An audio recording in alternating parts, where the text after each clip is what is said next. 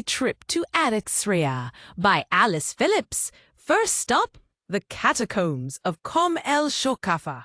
Let me tell you, stepping into these catacombs was like descending into a secret realm. The spiral staircase wound down into the earth, the air cooling with each step. I was instantly enveloped in a sense of mystery.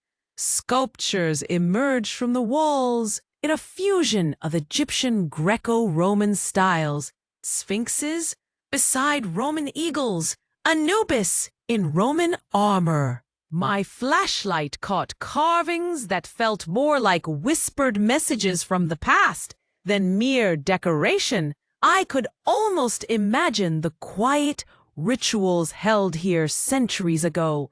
Summary of the stop: descending into the catacombs felt like time traveling to a forgotten underworld. Next, Pompey's Pillar, the temple ruins. Staying next to Pompey's Pillar, I felt tiny, a bit awestruck. The lone sting column, framed against a bright sky, seemed like a stubborn survivor of a long-lost temple. I walked around the site, taking in fragments of stone, sunlit ruins. Ahmed explained this was once the Serapeum, a temple dedicated to a Greco-Egyptian god. It was hard to believe such power now lay in ruins, but also strangely beautiful.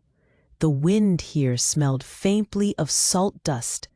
The silence was almost reverent. Summary of the stop: the temple ruins whispered stories through every broken stone. Qaitbay Citadel by the sea. This fortress took my breath away the moment we arrived. Built on the site of the legendary lighthouse of Alexandria, Qaitbay Citadel stands like a proud sentinel on the edge of the sea. I walked along its weathered stone walls, feeling the Mediterranean crashing below. Inside, sunlight poured into arched halls, courtyards. The sea breeze tangled my hair. Gulls circled overhead. There was summary of the stop.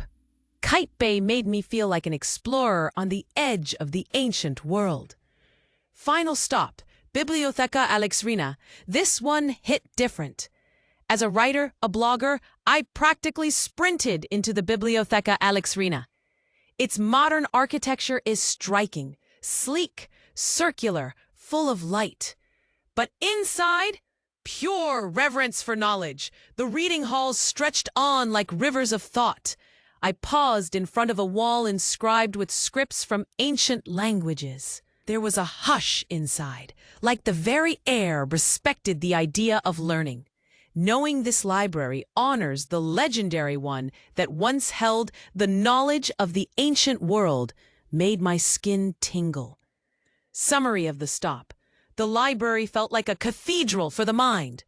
Bonus moment: seafood lunch by the Mediterranean.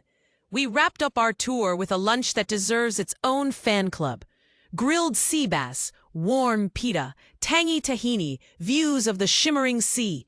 The breeze was salty. The tea was minty. I couldn't stop smiling. Summary of the stop: sun, seafood, serenity, pure Mediterranean magic. Summary of the day: as we drove back to Cairo, a golden haze setting over the horizon, I sat in silence, overwhelmed. Alexandria wasn't just a place on a map. It was a chapter in the story of human civilization. And somehow, for just one day, I was written into its pages. My memory of the day?